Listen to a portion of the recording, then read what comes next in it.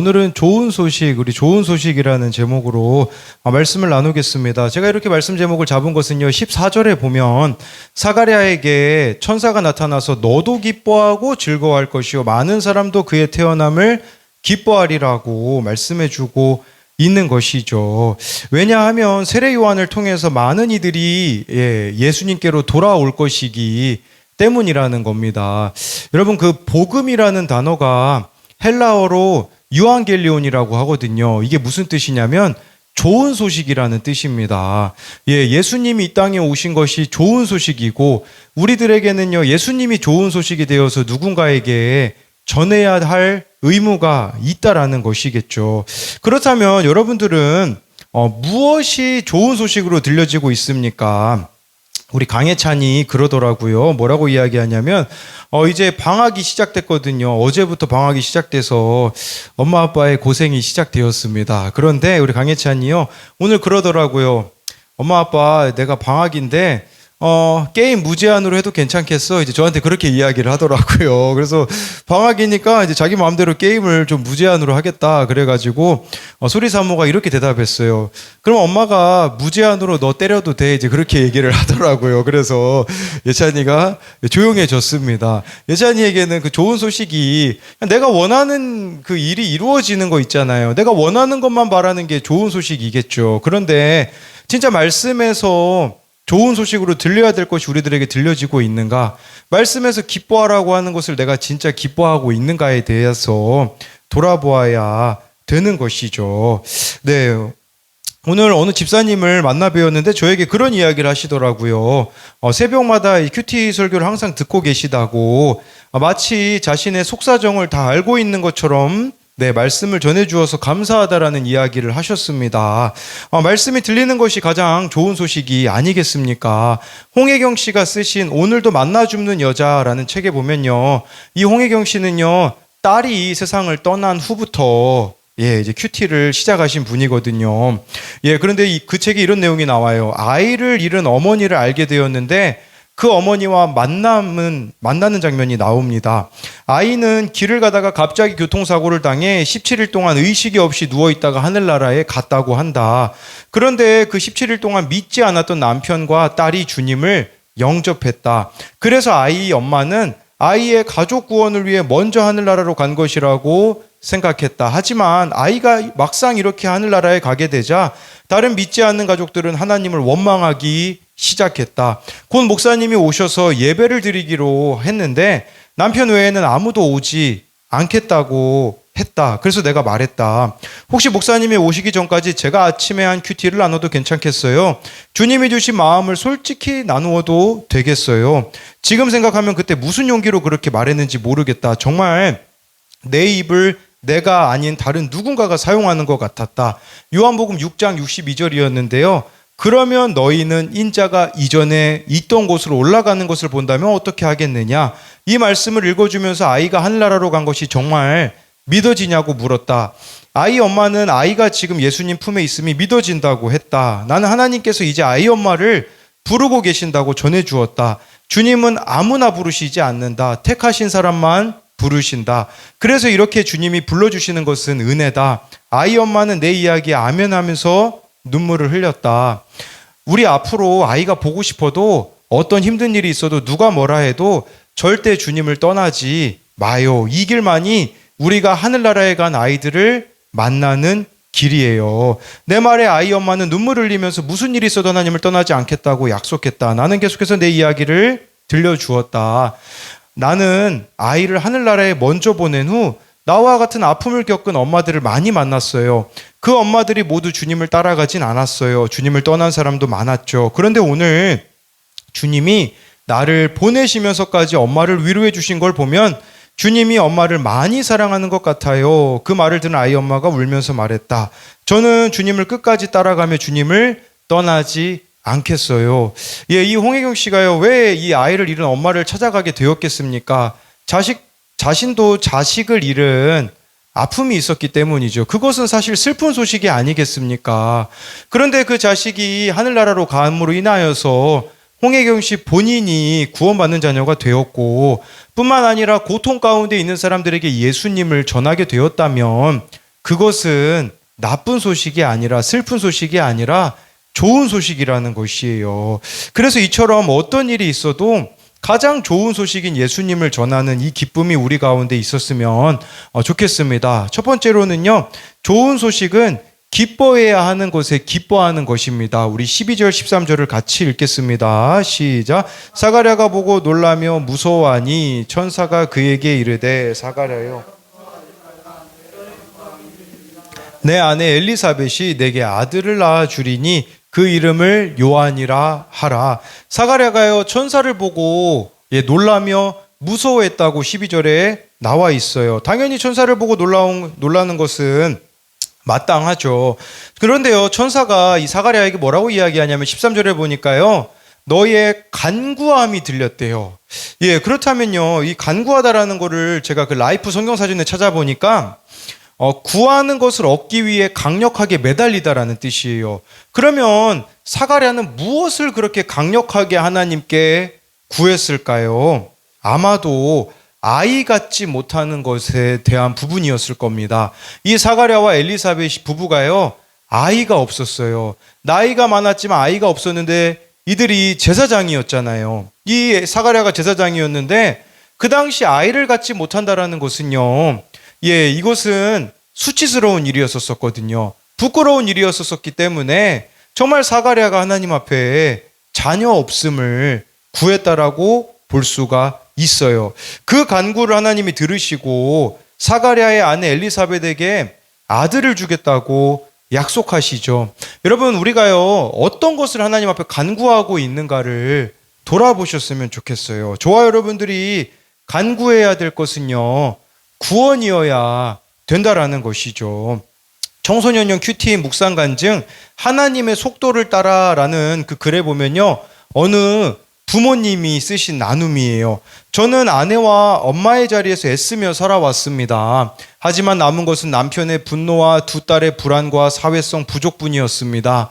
우울과 무기력으로 이혼 위기에 처했을 때 말씀으로 삶을 해석하는 지금의 교회 공동체로 인도되었습니다. 딸은 중학교 3학년 때 같은 반 남학생들에게 심한 괴롭힘을 당했습니다. 이후 고등학교에 입학하기 전까지 학교에 가지 못했습니다. 저는 학업 중단 숙려제를 신청하고 이후 적응할 방법을 찾고자 했지만 딸을 상담해 주시는 선생님들은 모두가 다 숙려제가 끝나도 아이는 학교에 적응할 수 없을 테니 다른 방법을 찾아보세요라고 말씀하셨습니다. 학비가 비싼 대안학교는 보낼 수 없었기에 저는 제 계획을 포기해야만 했습니다.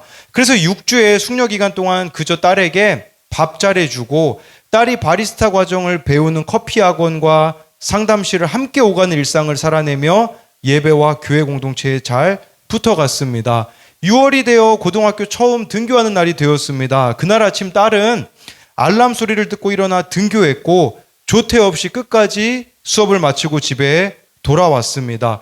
기적 같은 일이었습니다. 저는 세상 전문가들이 모두 안 된다 입을 모아 하는 일도 주님이 개입하시면 가능하게 된다라는 것을 느꼈습니다. 동시에 그동안 아이를 위한 선택이라고 말하며 열심을 내던 제 모습을 돌아보았습니다. 주님을 온전히 신뢰하지 못해서 나타난 교만과 악함이었습니다. 앞으로도 힘든 사건이 제 죄를 보게 하시는 가장 좋은 소식임을 깨닫고 말씀보다 앞서지 않기를 기도합니다.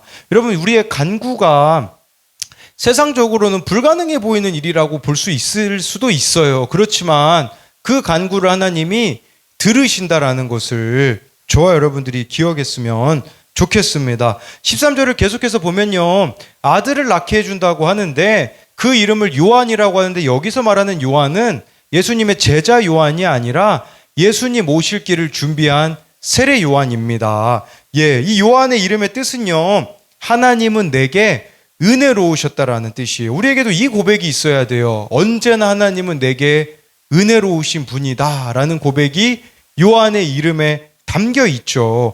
그런데요, 그 당시에 이름은요, 원래 아버지가 지어줬다고 합니다. 그런데 하나님이 직접 천사를 통해서 사가랴가 원래 지어야 되는 이름을 하나님이 지어주셨다라는 것은 무슨 말이겠습니까? 이 아이는 하나님의 자녀라는 뜻이 아니겠습니까?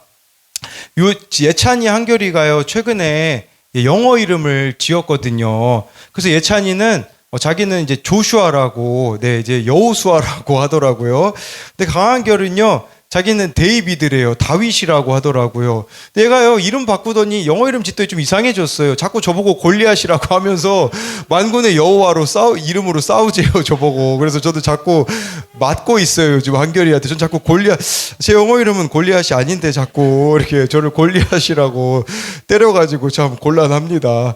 네. 근데 하나님이 사가랴 아들의 이름을 지어주셨다라는 것은 하나님이 키우시겠다라는 거예요. 여러분, 우리가 자녀를 키우는 것도 한계가 있잖아요. 내가 가진 능력으로, 내가 가진 지혜로 어디까지 키울 수 있겠습니까? 또 세상이 가면 갈수록 험악해지는데 우리가 다 일일이 일거수일투족 감시할 수도 없지 않겠습니까? 그렇기 때문에요, 이 이름을 요한이라고 지어줬다라는 것은 내가 키우겠다라는 것이죠.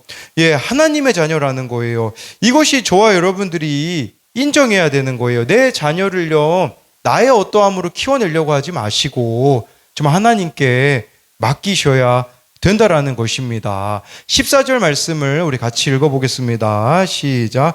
너도 기뻐하고. 네, 14절에요. 사가랴도 세례 요한이 태어나는 것을 즐거워할 거라고, 기뻐할 거라고 합니다. 뿐만 아니라 여기 사가랴만 즐거워하는 게 아니라, 기뻐하는 게 아니라 많은 사람도 그의 태어남을 기뻐한다고 말씀해주고 있어요. 예, 누가복음하고 사도행전을 이 누가가 기록을 했거든요.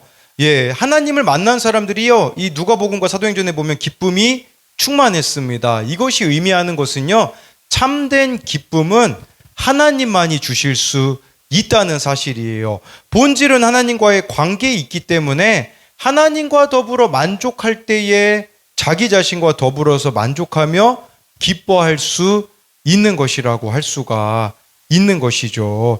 누가복음에요, 이 기쁨이라는 단어가 참 많이 나오거든요. 제가 한 2가지 정도만 가지고 와봤는데, 내가 기뻐하고 있는 거와 하나님이 기뻐하시는 것 차이가 있는지 동일한지를 우리가 봤으면 좋겠는데요. 누가복음 15장 7절입니다. 우리 같이 읽어보겠습니다. 시작. 내가 너희에게 이르노니 이와 같이 죄인 한 사람이 회개하면 하늘에서는 회개할 것 없는 의인 99으로 말미암아 기뻐하는 것보다 더하리라. 예, 하나님이 기뻐하시는 것은요, 죄인 한 사람이 회개하는 것이라고 말씀해주고 있어요. 정말 한 영혼이 하나님께로 돌아오는 것을 그만큼 기뻐하신다라는 것이겠죠. 예, 또 누가복음 10장 20절 우리 같이 읽어보겠습니다. 시작. 그러나 귀신 너희 이름이 하늘에 기록된 것으로 기뻐하라 하시니라. 하나님이 기뻐하시는 것은요, 우리 이름이 하늘에 기록된 거래요. 이건 무슨 말이냐면 저와 여러분들이 구원받는 것을 하나님은 기뻐하신다라는 거예요. 그렇다면 여기서 우리가 돌아봐야 되는 것은 내가 기뻐하는 것, 내가 기쁨으로 삼고 있는 것과 말씀에서 하나님이 기뻐하시는 것과 일치하고 있는가? 정말 하나님이 기뻐하시는 것을 내가 기뻐하고 있는가에 대한 점검이 이루어져야 되는 것이죠. 14절에 많은 사람도 이 세례 요한이 태어난 걸 기뻐한다고 하는데 왜 그러냐? 세례 요한이 예수님 오실 길을 준비하기 때문이에요. 여러분, 예수님이요, 초림, 2000년 전에 오신 건 초림이라고 하거든요. 근데 예수님이 다시 오신다고 하셨거든요. 그건 재림이라고 하거든요. 그렇다면 우리가 기쁨으로 감당해야 되는 일이 무엇이냐면 예수님 오실 길을 준비해야 된다라는 거예요. 그걸 기뻐할 수 있는 자가 되어져야 된다라는 것을 말씀해 주는 것이죠. 그래서 이것에 대한 2가지 적용 질문은, 응답될 때까지 내가 간구해야 할 기도 제목은 무엇입니까? 그것은 나를 위한 기도입니까? 주의 나라를 위한 기도입니까? 여러분들은 무엇을 간구하고 있는지를 묻고 있는 것이에요. 또 한 가지는요, 무엇이 나에게 기쁨이 되고 있습니까? 내가 추구하고 있는 기쁨과 말씀에 나오는 기쁨이 일치하고 있습니까? 2번째로는요, 좋은 소식은 성령 충만할 때에 전해집니다. 우리 15절부터 17절을 같이 읽어보겠습니다. 시작. 이는 그가 주 앞에서 큰 자가 되며 포도주나 독한 술을 충만함을 받아 이스라엘 자손을 주 곧 그들의 하나님께로 많이 돌아오게 하겠습니다. 그가 또 엘리야의 심령과 능력으로 주 앞에 먼저 와서 아버지의 마음을 자식에게 거스르는 자를 의인의 슬기에 돌아오게 하고 주를 위하여 세운 백성을 준비하리라. 15절에 보니까요, 세례 요한은 주 앞에서 큰 자가 된다고 말씀해 주고 있어요. 누가 주 앞에서 큰 자일까요? 제가 보니까요, 하나님 보시기에 큰 자는요, 하나님하고 친밀함이 큰 사람을 말하는 것 같아요. 여러분들이 하나님하고 보내는 시간이 많은 사람이 하나님 앞에서 큰 자입니다. 왜냐하면 하나님하고 많은 시간을 보내게 되면요, 하나님이 바라보시는 곳을 내가 바라보게 될 것이고 하나님이 뜻하신 것을 내가 바라보게 되기 때문이에요. 이게 바로 주 앞에서 큰 자라고 할 수가 있는 것이죠. 세례 요한은요, 또 포도주나 독한 술을 마시지 않는다라고 말씀해 주고 있어요. 이것은 일반 사람들보다 높은 수준이 요구됨을 말씀하고 있습니다. 우리는 어떠한가 이 부분을 보아야 될 것 같아요. 옛날에는요, 우리 삶이 그리스도인들은요, 삶이 보증수표였거든요. 근데 지금 그리스도인들은 어떠합니까? 예전에는요, 교회 직분자라고 한다면, 목회자라고 한다면요, 묻지도 따지지도 않고 사람들이 신뢰를 해줬거든요. 그렇지만 지금은 어떻습니까? 아무리 교회에서 직분자라고 한다고 할지라도, 심지어 목사라고 할지라도 믿지 않는 사회가 되어버렸죠. 이 포도주나 독한 술을 마시지 않는다라는 것은요, 기독교인들은요, 윤리적으로도 뛰어날 수밖에 없어야 된다라는 것을 말씀해주고 있는 것이겠죠. 또 16절에요, 세례 요한은 이스라엘 자손 곧 그들을 하나님께 많이 돌아오게 한다라고 하고 있습니다. 여러분, 이스라엘 자손들은요, 무슨 생각을 가지고 있었습니까? 선민 의식이 있었거든요. 나는 하나님의 백성이다, 나는 구원받을 것이다라는, 그들을 어떻게 하나님께 돌이킬 수 있겠습니까? 실제로는 그들이 하나님을 떠나 있는 사람들이었었거든요. 근데 이 사람들을 하나님 앞에 돌아오게 하는 것은요, 어떤 방법으로 할 수 있는지가 15절, 17절에 나오거든요. 15절 후반절에 모태로부터 성령의 충만함을 받는 것이에요. 17절에 그가 엘리야의 심령과 능력으로 돌아오게 하는 것이죠. 엘리야의 심령이라고 하는데 사실 원어로는 엘리야의 영입니다. 엘리야의 영과 능력이 필요하다라는 것이죠. 여러분, 우리가 어떻게 사람들을 하나님께 돌아오게 할 수 있냐면요, 그것은 바로 성령 충만함 밖에 없다라는 것이에요. 그렇기 때문에 누가복음 11장 13절은요, 이렇게 말씀해 주고 있어요. 우리 같이 읽어보겠습니다. 시작. 너희가 악할지라도 좋은 것을 자식에게 줄 알거든 하물며 너희 하늘에 계셔 구하는 자에게 성령을 주시지 않겠느냐 하시니라. 여러분, 마태복음에서는요, 구하는 자에게 좋은 것을 주시지 않겠느냐라고 나와 있어요. 누가복음은요, 구하는 자에게 성령을 주신다라고 말씀해 주고 있어요. 성령 충만은요, 특별한 사람들에게 주어지는 게 아니라는 거예요. 구하는 자에게 주시겠다고 하는데 나는 이 성령의 충만함을 정말 구하고 있는가를 돌아보아야 되는 것이죠. 여러분, 성령 충만함 없이는 다른 사람을 구원으로 인도할 수가 없어요. 우리가 성령 충만하면 어떤 일이 일어날까요? 먼저 17절에 보니까요, 아버지의 마음을 자식에게, 이게 무슨 말이냐면요, 쉽게 말하면요, 우리가 성령으로 충만하면 가정이 회복된다라는 뜻이에요. 그래서 아버지와 자식과의 관계가 회복된다. 부모와 자식과의 관계가 회복되어진다. 가정이 회복되어진다라는 것이죠. 어느 청년이 쓴 큐티 나눔인데요. 내가 오늘 하루 삶 가운데 해야 하는 십자가 지는 적용은 무엇입니까? 모두가 알듯이 현재 저희 엄마는 한 달 동안 교회 나가지 않겠다고 하시고 교회 가지 않고 계십니다. 그렇기에 저는 엄마가 교회 하루빨리 가기 위해서 뭘 해야 할까 고민이 많이 됩니다. 어제 저는 학교가 일찍 끝나게 되었습니다. 그래서 집에 일찍 오게 되었고 엄마와 같이 제 방 정리를 하게 되었습니다. 하지만 엄마는 밖에 박스들도 정리해야 된다고 하셨습니다. 오늘 제가 학교가 일찍 끝날지 늦게 끝날지 잘 모르겠지만 오늘은 엄마랑 같이 박스 정리를 하겠습니다 라고 하더라고요. 예, 우리가요 성령의 도우심이 아니면 뭐 이런 것들을 순종할 수가 있겠습니까? 또 어느 집사님의 나눔이에요. 저는 아직도 형제들에게 살갑지 못하고 어머니에게도 착한 딸이 아닙니다. 집에 가도 다리 한번 안 주물러 드리고 손 한번 안 잡아주는 냉정한 딸입니다. 엄마는 최선을 다해 저에게 했지만 경제적인 부분 말고 저는 정서적인 케어가 부족했던 애정결핍이고 그러다 보니 지금도 어머니의 손을 잡는 게 어색하고 힘이 듭니다. 이런 나의 못난 모습을 나에 대해서 끊어야 한다고 오래전부터 생각해 왔습니다. 하지만 제가 엄마와 똑같이 아이들을 대하는 모습을 보고 저 또한 두렵습니다. 정말 말씀으로 내가 변화되지 않으면 아이들도 나처럼 엄마에게 상처받고 가족을 돌보는 데는 인색하며 자신만 생각하는 사람이 될까봐 내가 아플 때 나처럼 손잡아주는 게 힘들면 어쩌나 하는 생각이 듭니다.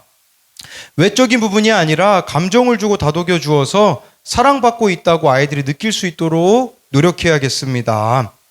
이 또한 제 힘으로는 안 되는 부분이기에 주님께 의지하고 전적으로 맡깁니다. 예, 가정의 회복은요, 성령의 도우심이 아니면 이루어질 수 없다라는 것을 알아야 합니다. 우리가요, 성령으로도 충만하면요, 또 17절에 나와 있잖아요.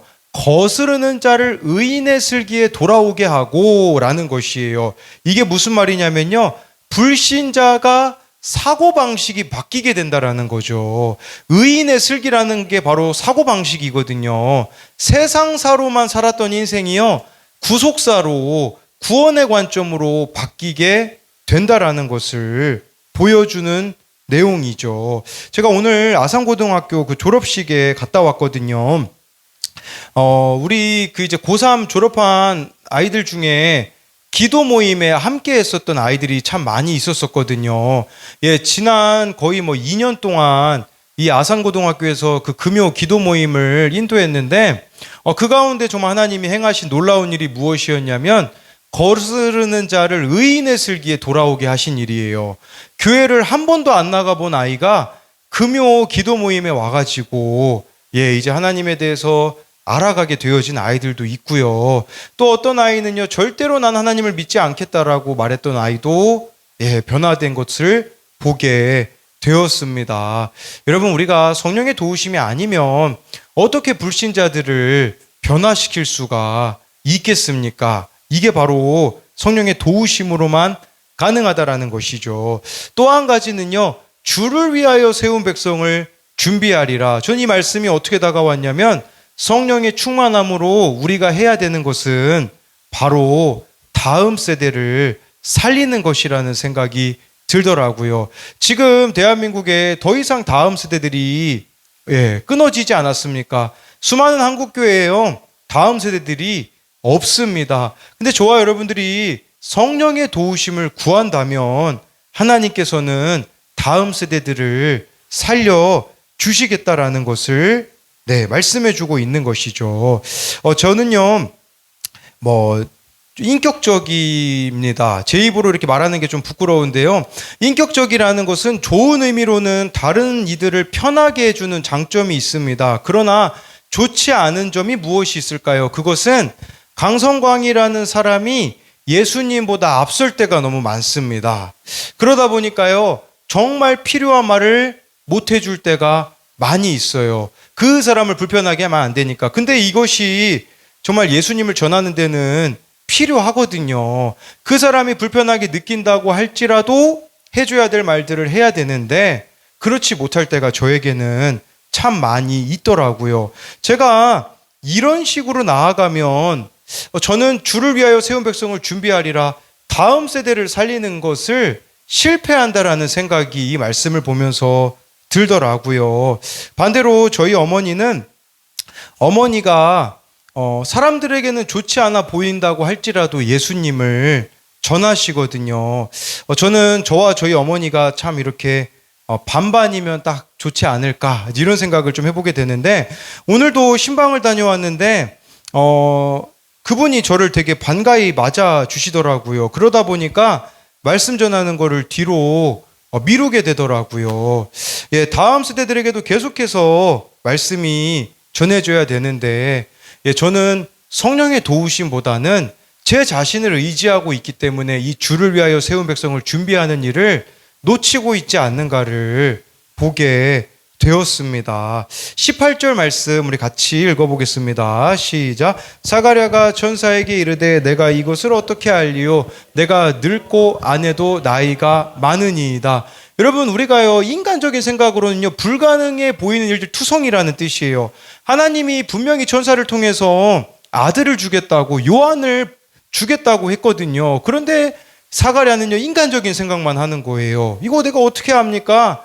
예, 내가 늙었고 아내도 나이가 많기 때문에 이건 인간적으로 불가능합니다. 여러분, 성령의 도우심을 구하고 있지 않으면요 이처럼 인간적인 생각에 갇혀서 낙심할 수밖에 없다라는 것이죠. 그러나 저와 여러분들이 성령의 도우심을 구한다면요 나의 생각, 가정환경, 내가 처한 환경을 뛰어넘어 구원의 일을 하나님은 반드시 이루신다라는 것이에요. 사가랴가 이렇게 하나님을 믿지 못하니 어떤 일이 벌어집니까? 20절입니다. 우리 같이 읽어보겠습니다. 시작. 보라, 이 일이 되는 이는 내가 내 말을 믿지 아니함이거니와 때가 이르면 내 말이 이루어지리다. 네, 여기서 질문이 있는데요. 사가랴가 지금 말 못하는 자가 되게 하셨거든요. 이 세례 요한이 태어날 때까지. 그렇다면요, 사가랴는 말만 못했을까요? 귀도 못 들었을까요? 귀도 못 들었습니다. 왜 그러냐면 누가복음 1장 62절에 보면요, 사람들이 사가랴한테요 묻기 위해서 몸짓으로 의사표현을 했다는 내용이 나와요. 그러니까 사가랴가 들을 수 있었다면 몸짓으로 사람들이 표현하지 않았겠죠. 그러니까 지금 못 듣고 말 못하는 상황이 되었다라는 것은 무슨 말이냐면, 저와 여러분들이 성령으로 충만하지 않으면요 말도 못하고 듣지도 못한다라는 뜻이에요. 예, 말 못하는 자가 된다라는 건 무슨 말이겠습니까? 예, 말씀을 전하지 못하는 자, 예수님을 전하지 못하는 자가 되는 것이죠. 듣지 못하는 자가 된다라는 건 무슨 말이겠습니까? 저는 이것이 말씀이 안 들리는 것이라고 생각을 합니다. 여러분, 우리가요 정말 말씀이 들려지게 되어지면요 일어나는 가장 큰 변화는 뭐냐면 나의 변화입니다. 말씀이 안 들리는 사람이 남탓만 하고 있는 것이죠. 정말 저와 여러분들이 말씀이 들리면요 변화가 일어나게 되어지는 것이에요. 어제도 이렇게 구역 예배가 있었는데 이제 어느 분께서 내 안에 있는 가라지는 무엇인가에 대해서 그런 이야기를 하시더라고요. 예전에는 이 자녀가 정말 잘 자라기만 해도 하나님께 감사하겠다고 했는데 어느 순간부터인가 자신 안에 욕심이라는 가라지가 자라서 만족하지 못하고 있는 부분이 있다고 이야기를 하시더라고요. 예, 여러분, 이처럼 말씀이 들리면요 내 모습이 보이게 되어지는 것이죠. 저도 이 매주 드리는 구역 예배가 좀 달라졌으면 하는 마음이 있거든요. 그러면 어떻게 하면 될까요? 제가 바뀌면 됩니다. 저에게는 지난주에 이번 주에 루시 오벳을 낳았다라는 그 말씀을 봤는데, 오벳이라는 이름의 뜻이 예배자라는 뜻이었거든요. 그런데 유대 베들레헴 여인들이 이 분명히 룻이 나왔거든요. 나오미가 나왔다라고 이야기한 걸 들으면서 이것은 나오미의 대를 잇기 때문일 수도 있겠지만, 동시에 한 명의 예배자를 세우는 데는 누군가의 헌신과 수고와 손길들을 통해서 가능하다라는 것이 저에게는 말씀이 들려지더라고요. 그러면 나는 예배자를 낳기 위해서, 세우기 위해서 무엇을 할 수 있을까? 그랬을 때 방법은 간단하더라고요. 더 기도하면 되더라고요. 더 성령의 도우심을 구하면 되더라고요. 그래서 어제는 먼저 구역 예배 드리기 1시간 전에 예배당에 내려와 기도하였고요. 그날 구역 예배에서 적용 질문 나눌 것을 미리 제 노트에다가 적었어요. 이거예요. 여러분, 저와 여러분들이 성령으로 충만하게 되어진다면요 나의 변화가 일어나게 진다라는 것이죠. 예, 어느 청년의 큐티 나눔인데요. 내가 오늘 하루 삶 가운데 해야 하는 십자가 지는 적용은 무엇인가요? 나에 대해서 끊어져야 할 죄는 무엇인가요? 하나님이 찬양 받으시려면 십자가 지는 적용을 해야 하고 예수님 계보에 올라가야 한다고 한다. 오늘 하루 동안에 할 수 있는 십자가 지는 적용은 거의 4시가 다 되었을 때 아빠한테 전화가 온 것인데 전화 오기 전까지 엄마가 신용불량자가 되는 것을 막는 상황이었지만 오늘은 이번에 아빠가 신용불량자가 되고 연체 내역이 공유된다고 하면서 나에게 300만 원을 빌려줄 수 있냐고 한 전화를 받았다. 거절하면서 내가 한 말이 내가 전에 내 명의로 대출받은 거 또 내가 100% 갚아주고 있으니 안 되고 돈도 내 생활비밖에 없다고 하면서 안 되는 이유를 사실대로 이야기해 주었다. 또한 알바가 끝난 뒤에 다리인대가 놀라서 정형외과를 다녀와서 약을 먹어야 하기에 집에서 점심을 먹고 교회 와서 묵상과 기도 시간을 지키고 있는 것이 내가 할 수 있는 십자가 지는 적용이라고 본다. 나에 대해서 끊어줘야 될 수치는 전에도 계속 이야기하지만 돈이다. 화요일에 집을 떠나고 싶은 자취의 유혹이 있던 것이 있었는데 전봇대에 원룸의 가격과 전화번호를 누군가 붙여두었다. 심지어 가격도 저렴해서 알아보고 싶은 마음이 컸었다. 하지만 지금은 자취의 때가 아니라고 다시 마음을 잡고 교회로 향했다. 이처럼 나에 대해서 끊어져야 할 수치와 죄는 돈을 쓰고 싶은 욕망과 삶에서 돈이 제일 중요해하는 시각이다라고 이렇게 나눔을 했더라고요. 예, 여러분 이처럼 말씀이 들려지게 되어진다면 우리가 성령으로 충만하게 되어진다면요. 주어진 자리를 잘 지키고 살아낸다라는 것을 말씀을 드리는 것이에요. 네. 그래서 이것에 대한 적용 질문은요. 사건이 생겼을 때 이미 늦었어라고 생각하며 포기합니까? 성령의 도우심을 구합니까? 성령으로 충만하여서 들리고 전해야 할 말씀은 무엇입니까? 라고 해서요. 정말 좋아요. 여러분들이 성령으로 충만하여서 불가능해 보이는 일들이 가능케 되어지는 그 하나님의 역사가 저와 여러분들의 삶 가운데 있기를 소망합니다.